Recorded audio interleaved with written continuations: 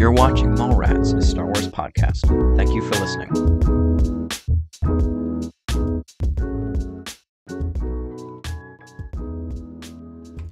All right, welcome back to the Mallrats podcast.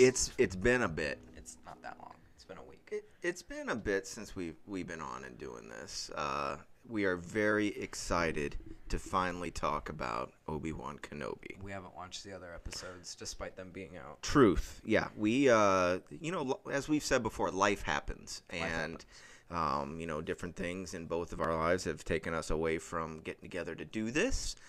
So I'm very excited to get talking about it. So some people, you probably have watched this a few weeks ago, but we hope to get caught up here this week probably with, but tomorrow they're premiering part 4. We're just getting ready to talk about part 1. So, but we're really excited with what we saw overall. Now we're just going to talk a little bit about the first episode. So for those that have seen it, this will make sense. If you haven't seen it, Obi-Wan, go watch Obi-Wan first, part 1. Don't listen to us. And then listen to us. But, no, I've been looking forward to sitting down across from you with this. You've been looking forward? I have been looking forward. Aw, that's awesome. Less than you, but I have been looking forward. Well, again, life happens and we get distracted. But it's nice to come back and play in this world. Because it's been a few months since Boba Fett, and even more months since Mando, wrapped up. Many months. So it's nice to have something new to talk about. What were your thoughts right off the bat? What do you want to discuss? It's a very different show. It doesn't feel like The Mandalorian, like Wild West, but it doesn't feel like Boba Fett with like the flashback and memories. Like it feels like the whole show is stuff that needs to be addressed rather than the flashbacks of Boba Fett were the things that needed to be addressed, like how he gets out of the Sarlacc, but now it's like we start right on the attack on the Jedi Temple, and then we move right into the story. Like, there's no time. Into present day. Present day. Yeah. No, I agree completely there that we have to get into... Everybody wants to know, what does Obi-Wan do on Tatooine, right? And we can imagine he's been doing the same thing every day for 10 years. We saw it at least 3 times cycle through where he's at that meat processing plant, which, do we agree that is probably a crate dragon? It's a different color from the one in the Marshall. Could it be more decomposed? Sure, probably.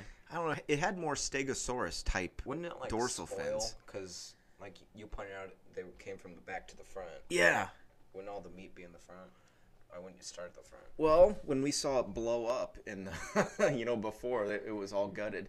But if you look back, you can see a long trough, the length of this thing, and that was just a trench at this point. So I can just see them processing it from the tail up to the head. How do you keep it from spoiling in the desert? I feel like it would spoil.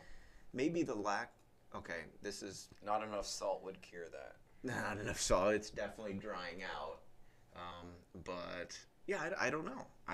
You normally think things have to be iced. They're not making jerky there. But it's a cool little process. So anyways, yes, I feel also it's very different from the other, Star Wars shows so far, even though we still have questions that need to be addressed. And maybe they're questions that we really don't know other than just that one of what does he do? Mm-hmm. And does he stay there the whole time? Now, as we've talked about before, there was a book called Kenobi that was written in the last 10 years that specifically focuses on this time and this one particular story era, other characters. Nothing I saw in this first episode even remotely sniffs the type of things that were in the book. Was that new Disney canon, or are they just trying to push past it? I think it's considered legend. So I think it was, not canon anymore. But it's the same thing of does he or does he not act? And, you see him the very first time in the meat processing plant when the guy in front of him only gets paid half. And then he walks away and Obi-Wan still hasn't even talked yet. The first thing he talks to is Tika, the Jawa later. And then the big dude just like, what? What do you got something to say? And you just see Obi-Wan's eyes. And he's had 10 years of probably swallowing his pride and really sacrificing everything that he is and was solely for the protection of Luke. And we're going to jump around in our talks here. But, even towards the very end when Bail Organa talks to him, and he says, you need to have one more fight. You got to fight for her. She is just as important as Luke. And he knows that Luke isn't the only reason he's there. He's there because you screwed up. And you are scared and timid and gun shy, in order to, it's not really guns, but, doesn't want to go out and do this. And, when he digs up the lightsabers, it was almost pained to do so. And then he slowly opens them up. And when you saw those lightsabers, for anybody that knows the story and the journey, you look at those lightsabers and now, beyond just the movie showing of that, through the Clone Wars cartoons, through the sequels that we know that those sabers are going to go on down the road, look, all of the heroics and the life and death and even the killing of all those kids, were with that lightsaber that's sitting there. There's just a lot in, just looking at it, the symbolism of what those truly stand for. It's not just a weapon. A common person would see a lightsaber, okay, and then us, you just see it, and you're like, there's so much history to those particular blades. Yeah, so I mean, you and I both had a reaction, and we'll go back and jump through it, so no, chronology. But at the very end, when he decides whether to go or not, he's there, he's debating, he's at the ship, ready to leave the town, and that woman goes, well, coming or not, you know what I mean? Coming or not. And he hands her the money, the chit, whatever. And then he puts it back in his pocket. The camera POV is behind him. And he just pushes it to the side, puts the money in the pocket, and the lightsaber's dangling. A gun flash. A gun flash. It's the same way that Qui-Gon in Phantom Menace does, and little Anakin goes, I saw your laser sword. You must be a Jedi. And, he just flashes it. But for 10 years, this man has been hiding. He even, almost, what was that guy's name? Nari, the Jedi who tracked him down in the desert. Yeah. He was pretty much, I'm not Kenobi, I'm Ben. You've made a mistake. I'm Ben. So he's denied himself 3 times, so it's a very biblical allusion in a way. Mm-hmm. But I just find that interesting that he just readily flashes. And just that little flash, your reaction was the same. What did you say? He's such an idiot. Such an idiot. And I laughed. 10 years and you're so scared and like you're hiding out. You're scared when Owen's talking about hating the Jedi. And then you're showing it off. Yeah, I don't even know. Yeah, it's just like, you know what? Conceal that a little bit more. I was like, my thought was, is he ballsy or stupid? And then you said, what an idiot. And I'm like, I laughed because exactly, I believe it's the same way. But it is a good little show to tell you, okay, he's accepted this mission. And very excited to see where it goes with the next episode. Mm-hmm. Apologize for anybody that is listening to this that has already watched the next 2 episodes or 3 by the time you get around to this one. But we'll do our best to hopefully stay on the ball and not get too ridiculous with our ideas. The opening, can we go back to at least the opening? Yes. We noticed some differences there, with the Star Wars kind of neon pictogram that they have at the very beginning. Well, before that, the even. Lucasfilm intro isn't like green or whatever color it was. It's like sand, yellow. It's the sandy kind of how they blow in and blow out. That's the intro. Yeah. So definitely different, and I do like how it's not the same. Yeah. Boba Fett, you knew even before Mando showed up, you had a feeling that this was trying to be in the same vein of that. This, I'm going on a limb, going to say that this is going to play out more like a movie than any of those others, because Mando is still very episodic, meaning in the first season, he could be, yes, the through line is, I got to get the baby to somewhere. You could watch it stand alone. But there was a Prison Break episode. Yeah. Right? And then there was some other little, shenanigans that goes on. And it's very episodic, and that's kind of controlled with a through line. I think this is all just going to be one big story where it could be like there's going to be 6 parts, so this is part 1. We don't even get titles, do we? Well, that's interesting, though. Parts. Why not episodes? Do you think it could mean more along with what I'm just talking about? Yeah. That it's like, this is if they're 45 minutes an hour, this is going to be a 4.5 hours of visuals. So maybe it's like 2 big movies all together into one. So it's like, we're just going to break this up into parts. Like, Book of Boba Fett was chapters. Yeah. I think it was chapters for Mando, too. I don't know. Even if we call them, episodes and things. So I think that this movie is called Obi-Wan Kenobi. Yes. And if we broke it up with other little phrasings, etc., I think that it would, could, I don't know, diminish is the wrong word, but take away from the overall scope. So, and again, this is just based on 45 minutes of viewing and our guess of it. So we had, if we think about it in one big plot structure, we got a ton of exposition. We got the emergence of new characters, little Leia. I made a bit of a note. Do you think this Leia is the equivalent of Grogu in The Mandalorian? I think it's going to be the same plot device. How cute, adorable was she? The gaps in the teeth. Hugs her mom and and she's, Mom, I'm so sorry for, and she's pickpocketing her. I can feel to get her little droid, which is also cute, Lola. And Lola's not even child safe. Why? Because of the blade? Yes, she has saw blades on command. Well, R2 had blades and stuff. Well, but this is for a little kid. It is for a little kid. The princess. It is. Someone could hack it and assassinate her. Yes. I guess they could. It's just not safe for a child. Would you give your child something that has saw blades and sentience? Here's my thing. I think that Lola has a built-in tracking GPS device. I think so. In a way, they chipped Leia, and that's how Brea, which is her mom, at the end. Yeah, but that's how they found her in the woods. Oh. She's either in the cellar, in the kitchen, or in the woods. Anyways, that I think that could be a little cute way. But she's adorable, and we get to see Bail. I was excited to see Bail Organa. Now, we did see him briefly, very briefly, in Rogue One. So he got a little cameo walking out of the shadows, with their own Yavin, getting ready to, go shoot the Death Star. Oh my gosh, not the Death Star. To steal the Death Star plans on Scarif. But, yeah, so we get those characters. I really dug, what do you think about Owen Lars? What were your thoughts overall concerning that character? Maybe continuation of what are your thoughts about him in general from the other movies? I don't really know. He looks very similar to how he did at the end of prequels, which is amazing because it's 20 years. Yeah. In real life, it's only 10 in Star Wars. The sands of time. They're so old now. Well, Owen is going to have to get really old, and Obi-Wan's got to turn into Alec Guinness in the next 9 years. So if something bad gets weathered. We don't really get much of Owen ever, really.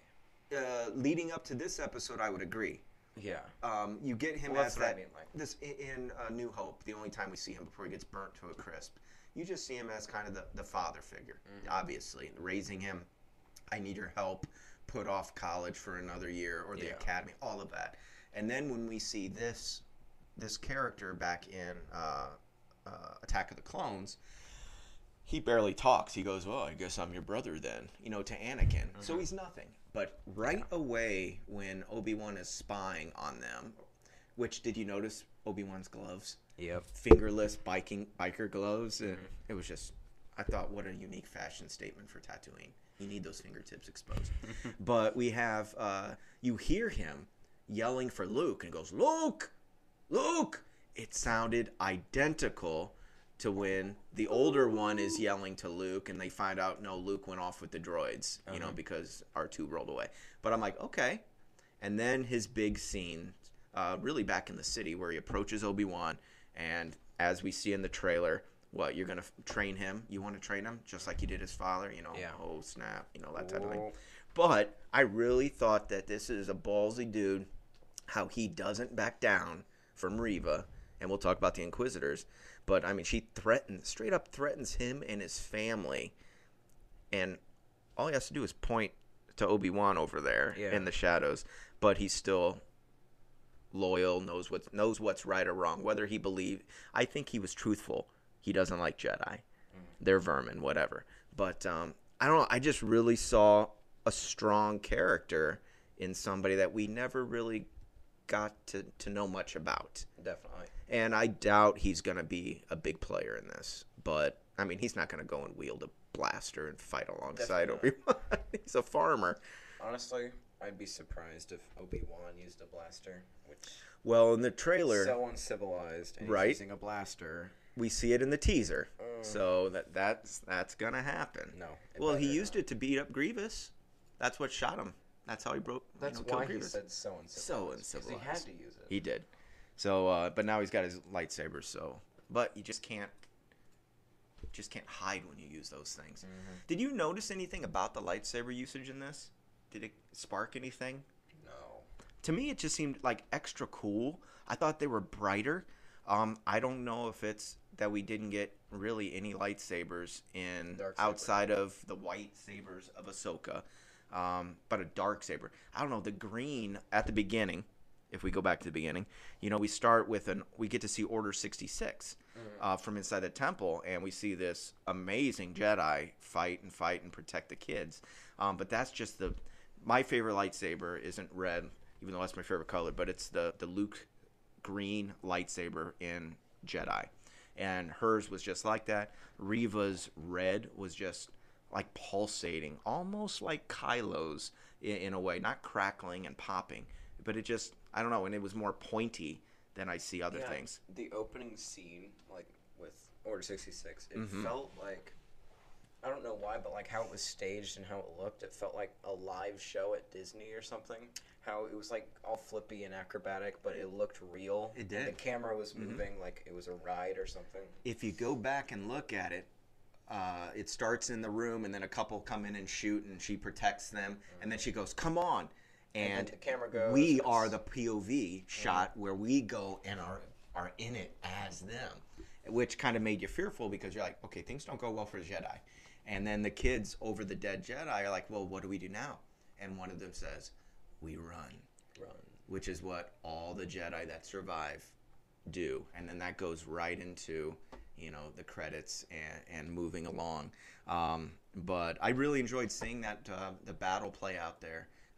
And at the very, very beginning, when people hit the skip recap, I thought they did a nice, in 2 minutes, 3 minutes, very good, to really summarize the prequels. So yes, I think you should watch the prequels before you see Obi-Wan. But if you're a person who hates the prequels, right, and you're like, man, I don't want to do 6 hours before I go into this. It's 3 minutes. It's perfect. It's everything. It really showed you. I thought it was really well done. And I don't know if you noticed then, but also when he has his dream and his nightmare, and a bunch of clips, all of those shots were shot 20 years ago or more. Right? Yeah. And they looked like they were just shot for this. They were very high quality. Know if they had, and yes, George Lucas shot those on digital, so he got away from, prints, but it just looked really wonderful. And especially when people say that the prequels are so lazily CGI'd and stuff.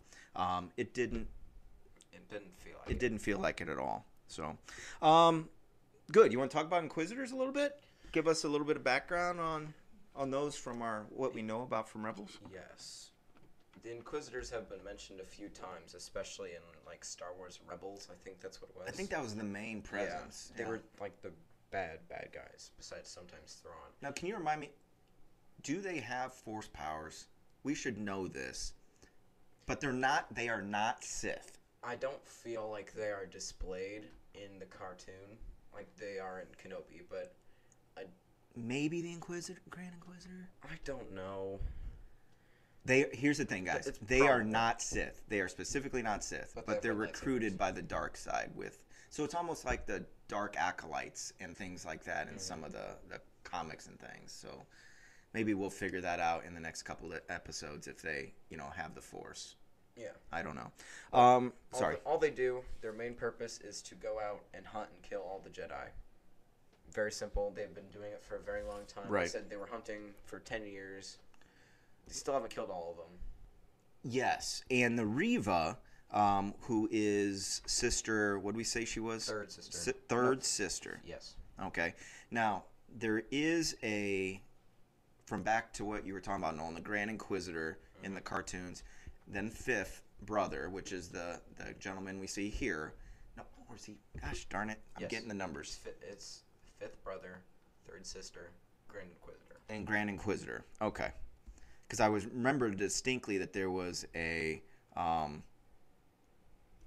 Wait, he's fifth brother. Yes. Fifth brother, third sister. third sister. So then, do you remember the spider lady? I do.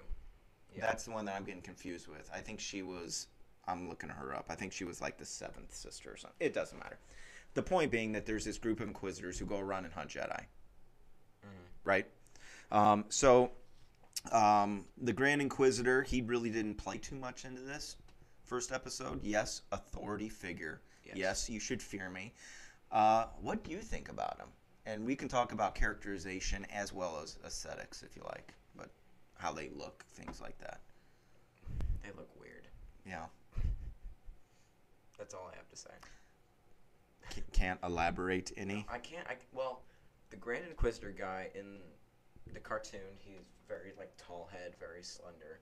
But now it's like stubbier, which I guess is fine, just to fit to the actor. Right. But it's like Cad Bane for me. It just looks like kind of weird. Okay. And not really in my mind how it should. Because, and here's the thing, we're not with Cad Bane. He was a cartoon translated to real life. Yeah. We've seen these characters before, in Revenge of the Sith, on Utapau, where yes. Okay, there was the one and the main character of the mayor or whatever his name was, like Tion Medrone or something to that effect. But he had a high collared red black like robe, but a really almost like the Coneheads. Almost. But so the Grand Inquisitor in the cartoon was similar to that. But I think their species was Utapau, so Pauan, Pauan. And so it doesn't quite look the same. But I dug his eyes. His little earmuffs were kind of intriguing. Yeah. You know what I mean? I noticed those. They were so weird. But I thought he had a really stern presence. So I thought overall he was a pretty sharp characterization. I wish that it could have looked more like... It looked all right. Before. The lines weren't as defined, like on his down his forehead. face. Yeah. Yeah. Do you know what race he is? What species? Pauan. Okay. Utapau. It was his. He doesn't look like the Utapau guys. He looked exactly like the guy that I just described. No. The one who whispers to Obi-Wan, "They are here with thousands of battle droids." Well, then you have an army. It's about ready to fight. So that's the one guy on Utapau that he engages with. You say Utapau and I think of Camino. I'm sorry. Oh! They look nothing like Kaminoans. So are you thinking of Tan Wee? Yeah. No. No, they look nothing like the Kaminoans. I did find that I would have loved Jason Isaacs, the guy who did the voice. Draco Malfoy's dad, in the Harry Potters and the bad guy in Patriot. Mm-hmm. He kept referring to the bar as a saloon. Ooh. Why not a cantina? I don't know. Do they ever refer to them as cantinas, or is it just that because we consider it cantinas? Did they ever say cantina? I don't think they ever said cantina for the bar. But maybe it's named cantina. I don't know. Maybe it was just more proud. I just saw that. I'm like, I wish it had been Cantina. The Cantina band. The Cantina. Good. So, question. So Reva definitely, we see her get reprimanded a number of times in this. She's like a hot shot something that, she's the third sister and the fifth brother. Yep. They've been searching for Jedi, or in her mind, searching for Obi-Wan for 10 years. Why does she hate Kenobi? Why? I'm sure if you watch the second or third episode. Yeah. Can we? What do you think though? I wrote a note here, so if you can stretch, I want to see trying to figure it out. It's right after she threatens Owen. Mm-hmm. Oh yes, the fifth brother goes, "What will you gain by capturing him?" And she says, "What I'm owed." Uh-oh. I think that's a line that's going to come back. What did he do? I mean, Jedi didn't run around kill people, but was there a collateral damage? Something happened in one of the Clone War, Possibly. That's what I'm trying to figure out. It's probably a reference to some obscure Clone Wars episode. Clone Wars episode, or even in Attack of the Clones, when they're fighting around, fighting Zam Wessel and chasing her through the streets, and then they wreck the speeder. Maybe somebody died, or she's related to Zam, or I don't know. But I'm just really curious where this hate comes from, and I'm glad her partner, the fifth. God, this is gonna drive me nuts. Fifth brother. I'm glad he doesn't share it. And I'm glad that the Grand Inquisitor doesn't share her obsession. That makes her unique. It makes her special, and her hate's going to be a lot different than everybody else's. So her decisions, whether good or bad, she's not going to necessarily be able to be rational in the moment. No. Okay. And we see that she's the one who puts the kidnap hit out on Leia. Yeah. Now, Jedi are predictable. So, Jedi are predictable, as the Grand Inquisitor said. Jedi code is an itch. They need to scratch it. They can't sit back and do nothing. Okay. Yes. Right before you talk, I'm sorry. No, perfect. That whole Jedi code is an itch where he's in the saloon and he's all, like, accusing everybody. It felt very like The Orient Express. That's not what I'm thinking about. Any movie with Kenneth Branagh. Yeah, Death on the Nile, whatever. Was it Hercule Poirot? Hercule Poirot. Right. And it just felt like he's accusing them all, and it's like his grand plan in his mind is. Or Sherlock, in a way, where he's deducing. Yeah, he's analyzing it all, and then the scratches on the wall from the lightsaber. Yeah. Wait, there were scratches on the wall? Yeah. You didn't see that? No. Okay, we'll need to watch this again. Okay, so there was. He points at the scratches on the wall, and they're like right next to the Jedi guy in disguise. No way. Okay. No, I believe, totally, because he said that there was a confrontation, there was something here. And the whole time you think it's Obi-Wan, obviously. And so then you see that it's, the different one, Nari or whatever. Now, this is interesting when Nari tracks down Obi-Wan, and he goes, Master Jedi, you used to be a great Jedi. And you can see the pain in this man. I'm Ben. You're mistaken. Mm-hmm. You need to bury this, and I just, for somebody who has done so much and given up so much and personally takes, he even fails at talking to Qui-Gon. He sits up from his nightmares. Qui-Gon? Master Qui-Gon? I bet he'll do that at some point. Oh, he's got to hit it at some point. He's got to do it. But that means that for 10 years, remember the last time we see Yoda with Obi-Wan, he said, you're going to be able to, I want to teach you how to talk with your, long lost what was that called? Friend. It's like something mortem. I don't know. I don't know. There was a name to the skill that you told me about. Oh, I don't remember. But it's, talking to him in the afterlife, the post-mortem or whatever. And, but it'll be interesting. So I think that it's safe to say that we're going to get a Liam Neeson cameo as a Force Ghost. Hopefully. Or at least a voice, but hopefully they can, he can spend an afternoon on set, and film his stuff. Good. What do you think about Alderaan? I never knew what it looked like. Yeah. Nobody knew what it looked like. So what do you think, though? I think it looks pretty cool. Yeah. I think, they talk so much about her being a senator, Leia, and, ruling all over everybody, but, does the word senator mean, president or something? No, it's just representative. Just That's a senator? That's it. They make such a big deal about it. They do. It's not like they're the president of it, but they're a high-ranking and she's a decision-making princess. family. Are they, the queen and king? Yeah, that's a great question. I just don't understand. Yeah, so if they're going to rule, why does she have to go to the Senate to rule if she can just rule here? Yeah. Well, she's smart, and, he's a senator, so a family thing. But I thought it was gorgeous, because the only time we ever really see it is in that short scene when baby Leia is handed off at the end of Revenge of the Sith. I like how it's a stark contrast to rough and dirty and bleak and hot and sweaty Tatooine. And then we get beautiful mountains surround, it's almost like in New Zealand around, Lord of the Rings. And then these beautiful white towers, and it is just peaceful. It's beautiful. And so when she says, when the Death Star gets ready to get blown up, we're peaceful. We have no weapons. Don't do this.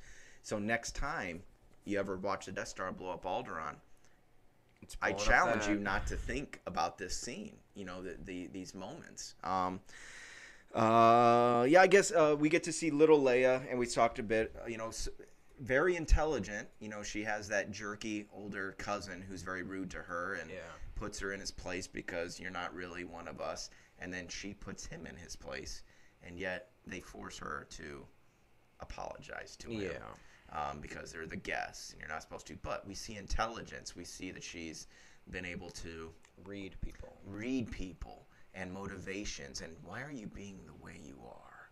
So she's very worldly for a 10-year-old, right? Yeah, 10. And so I thought it was just a wonderful introduction. What do you think about her kidnapping scene? It's a little comical in its own way, right? And that's okay. She's a little girl. Of course, it's like her woods where she spends all her time. Sure. And she's a kid, and they're like adults. But how is she outrunning them? Tiny little steps. That makes no sense. Well, we see one person trip. Another run into a tree. It's like, okay. It's so, they're struggling to crawl through a bush. She had an amazing slide. She'd have been safe at second, underneath one of those things. But there's a man, the leader of the kidnap. When I saw him, I yelled flee because it's the bassist from the Red Hot Chili Peppers. So if nobody knows him from that, maybe they know him from Back to the Future too, the one that's in the future. And he's the one, his name is Needles. He's the one who, Marty's boss, the one who ends up getting him fired because they do some insider trading, and the one who calls him chicken so he gets in his wreck. But I'm just like, that's Flea, and usually he's shirtless and he looks he's aged very well if I think about it. For 30 years he's bald and usually shirtless, just playing the bass. But it was neat to see him. And I guess a lot like Mando and Boba Fett, they can bring in a cameo here or there for fun, and it is fun for those that recognize them. But we do see that Reva, the third sister, is the one who got the ball rolling with this, this kidnapping, and she says, Obi-Wan will come. She doesn't know that this is a Skywalker. She doesn't know it's Darth Vader's kid. She just knows, Obi-Wan was friends with Bail Organa, so he'll come out of retirement and help. And so that's where we're heading to, what was the name of the planet? Daiyu? Yes. Daiyu. I think in the trailers, that's going to be the nighttime rooftops, lasers and shooting. I've heard some people talk about it's kind of like a Hong Kong-ish, just with the scenery and such. So I'm looking forward to that. This wasn't in this episode. No. But how do you think we're going to work Hayden Christensen, Darth Vader into this?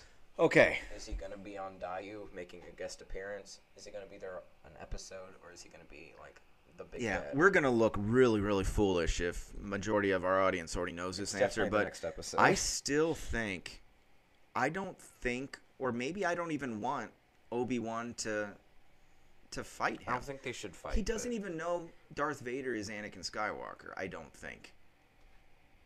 Right? He left Anakin to die on the... maybe he's smart enough, he figured out, did he turn some other Jedi?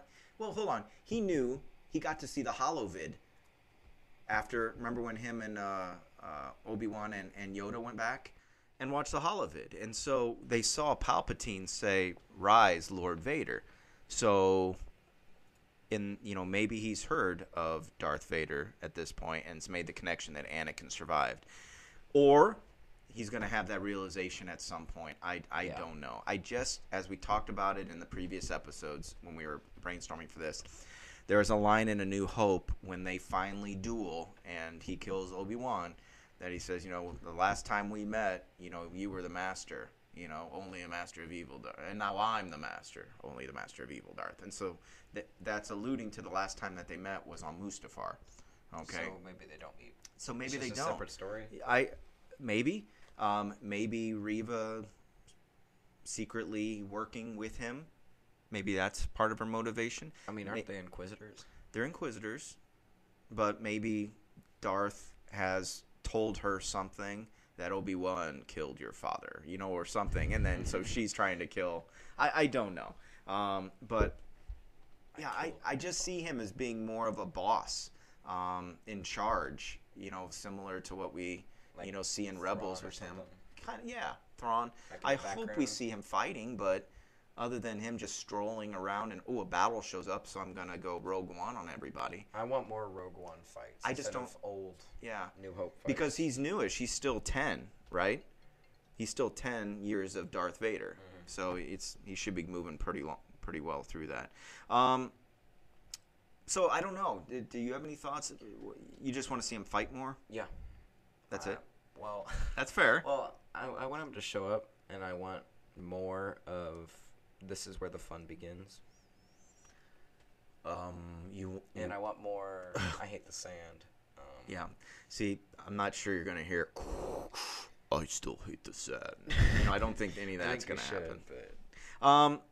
Just a last couple things. I really like seeing, Ben's, his new dwelling. It's not that hermit hut yet. It's just some cave. What did he bury? Some R2 unit or something? That's his alarm. Something. It pops up like it's an R2 head. So he knew when Bale showed up because it was red, so somebody was there.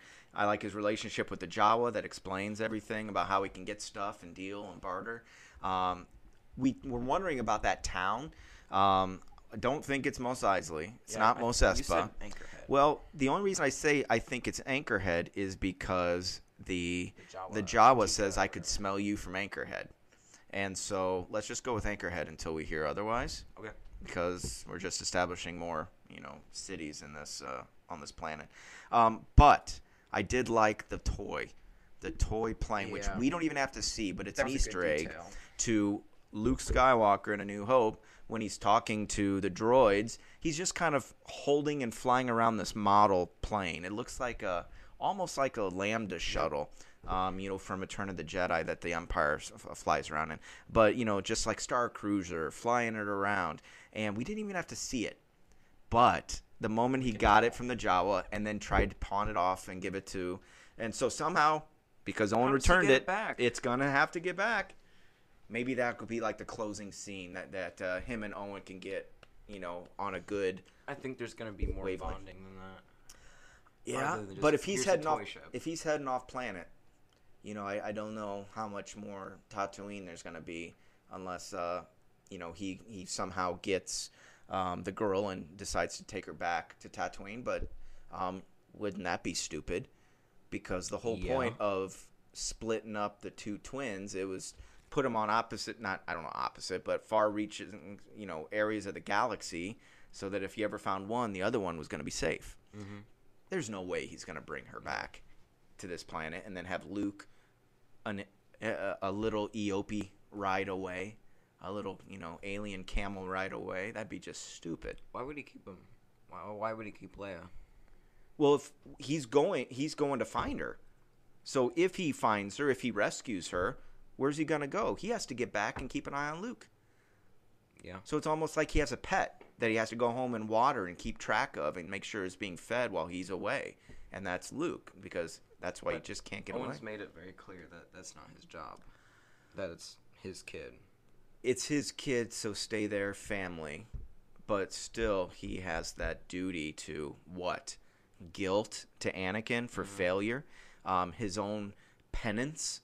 If he were some sort of orderly of a monk, he might be flagellating himself out of penance for failing. And so to live the hermit lifestyle, it's very sad for such an adventurous individual that he was to just sit there in a cave all night and then go and cut meat and then repeat. So very sad. Very. So, So I think that's about it for this one. I enjoyed meeting Bale's wife, Bria. Yeah.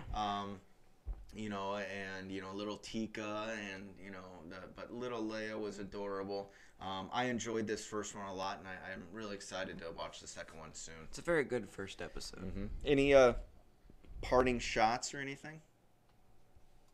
You already know what I'm going to say. Man, go ahead. Wait, I forgot his name. Oh, jeez. No, wait. Okay. No, Chris O'Dowd. Chris O'Dowd, comedic actor from the IT crowd that I made the mistake of predicting would show up in a Star Wars series soon because Richard Ayoade was in 2 seasons of Mando as Zero, the droid, and then we had Matt Berry as the torture droid guy. The torture droid. 88. 88, something like that. For in Jabba's palace. So, no, Chris O'Dowd isn't in this episode, but you know what? Maybe he'll magically show up. So hopefully. All right. So thank you so much for listening. It's wonderful to be back, Nolan. A lot of fun chatting with you about this. Very fun. We're trying to keep these podcasts a little bit lighter in length a little bit. They don't need to be forever No, long. they don't.